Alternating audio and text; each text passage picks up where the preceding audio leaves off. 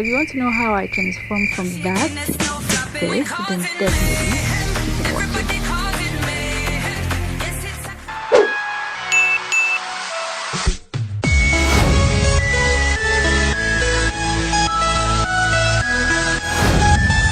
Hi guys, and welcome back to my channel. So I'm rocking this bonnet again. I'm going to leave links in the description box, and yes, you can flip it and switch it back. So what I'm doing is that I'm not going to apply any sort of prime. I'm going to use my setting powder to set my face before I do this whole entire process. Okay, yep, so that is what we are doing. No primer, just setting powder. Right, so what we are going to do next is we're going to use this foundation. Now this foundation, oh, it was so stressful. Now the funny thing is, this is the last shade in the whole collection. So that means that if you're a bit darker, if you're darker than me, you're not going to get your shade, because this is even the last shade, and it looks like really weird on my skin. Really weird, so weird on my skin.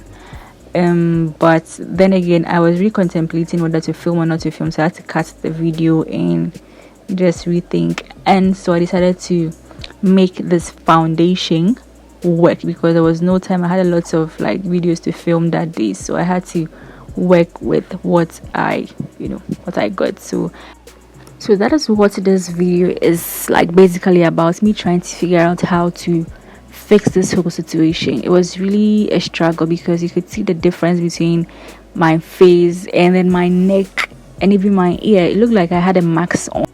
So now the reason why you don't normally have to test your foundations anywhere apart from your face and then probably your neck or your chest is because the area that is not where you're going to apply your makeup. That is definitely not where you're going to apply your makeup. So you have to apply, when you're buying a foundation, you have to apply the foundation to those areas, because those areas are the places you're going to most likely wear your foundation. Because if you look at the foundation in the area around my hand, my fingers, it looks like it matches, but then that is not where I'm trying to match it to. So what I did was that I used a very darker foundation to go over.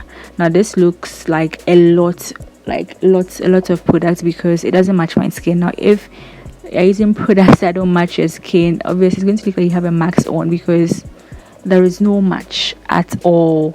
And yeah, that was basically what I was trying to do in this video, trying to save this whole situation, because there was no time and I had to film a lot of videos. So basically, yeah, I added a darker, 2 shades or a shade darker than my skin tone. Yep, so I had to blend and make it work. So after blending the foundation on my face, I went in with a really this the darkest shade of foundation that I have in my collection. This is really dark. And the darker foundations are from Sasha. Yeah, I'm using their camouflage foundation palette. It's really good for makeup artists, people who do makeup for other people. Yeah, those are makeup artists. What am I saying? Yes, I'm using the darkest shade to try to contour my face. So yeah, areas that I would usually contour, and I really went in with the product, because I had to save my face and make it look not too cascades ready, because it was really weird. And this brush is from Real Techniques. It comes in a set of 4.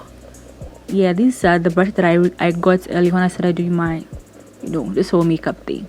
And it has, yeah, and this is usually how I get ready for and this is really how I usually get ready when I'm doing my YouTube videos. Most of the makeup looks that I do are very basic, super basic. It takes 10-15 minutes, you're done, you start filming. So I decided to film how I get ready, my basic makeup look.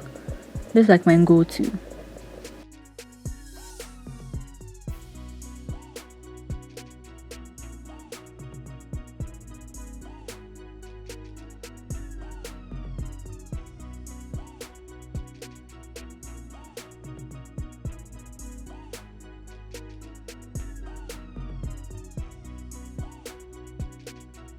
I'm doing right now is I'm trying to set, and I'm not trying, like I'm setting my face with benign powder in topaz because it's a little bit lighter. I would have used I would have used the Sasha Bataka, but I didn't use that because that one is too yellowy and too bright. So I used the benign powder in topaz.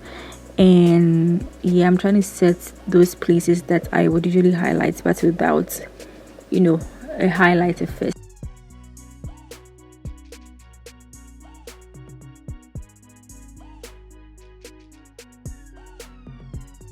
Now this was what made this whole look come together. The CoverGirl bronzer in ebony.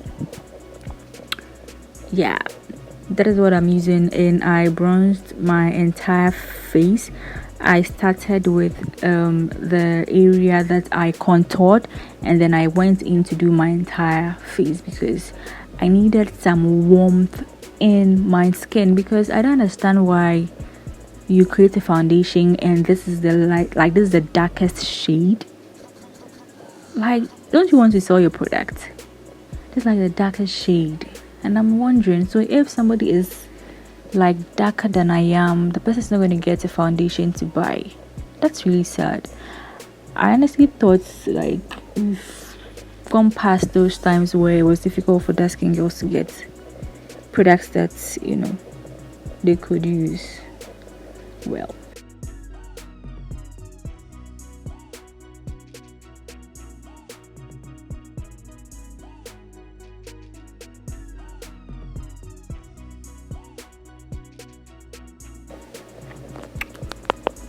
so I went off camera to fix my eyebrows, and I also lined my waterline under my eyes, that area, with some black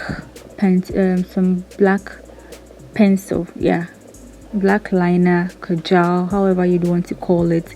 And I also used some highlighter at my tear duct area, and I also highlighted my nose. I didn't do any blush or how do you call it, highlighter on my cheeks, because I just wanted that, you know, that neutral look without lots of colors, just something simple. And I'm also going in with my brown pencil to line my lip. I always try to line my lip whenever I'm going to apply any nude lipstick, because then it makes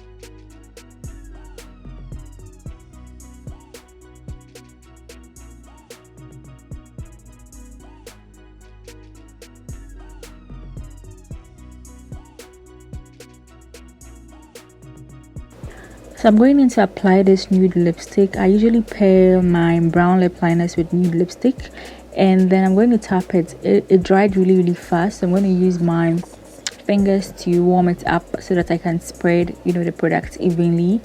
Then I'm also going in to use my lip gloss. This is a very clear lip gloss, and lip gloss is what ties like my entire look together. I really like lip glosses, so if you know you have any recommendations, you can leave it in the comment section.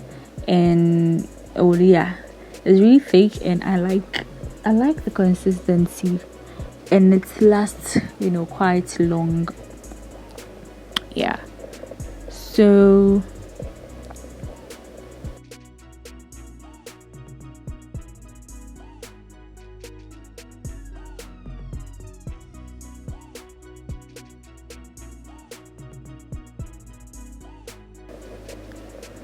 yeah, so I'm trying to just use the bronzer all over my face again. And in this part I was trying to get a thumbnail. I don't know if I'm the only one who does this, but whenever I film a video I try to get a thumbnail as I go. So I decided to just share this little moment with you guys. So yeah, me trying to get a thumbnail. Now this is like the final look, so easy, so simple. You guys can easily recreate it, and it also gives you an idea how to kind of save your foundation when it's too lighter than your skin, too ashy like this one without any color.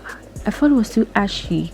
Yeah, and then I also went ahead to decide on which wig to wear. Usually when I'm about to film videos, I have, you know, a selection of wig that I usually pick from. So I wanted to wear curly wig, but I wasn't sure which of the curly wigs to wear, so I had to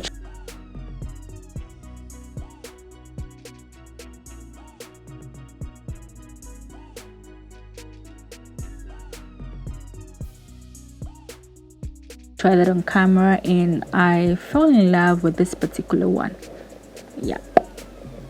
Yeah, so just trying my angles to see how the entire wig looks like in different angles, different poses, and that is how I usually get ready to film my YouTube videos. And you can see this look came together, and it looks really good as compared to when we started. I wasn't too sure. And one fun fact about me is that I don't like wearing earrings. I don't like wearing earrings, so yeah, but I usually do it for the camera. And yeah, I'm gonna have very important occasion, but usually I really have big hair, so you don't see if I don't have earrings on. But yeah, that is the entire look. So if you enjoyed this video, don't forget to like and subscribe and share, comment, and yeah, I'll definitely see my next video. Now this was the look I had for my very recent video, 2 recent videos. So yeah, if you're interested, you can go and check those out. It was about wig caps and mannequins as part of my e-learning series.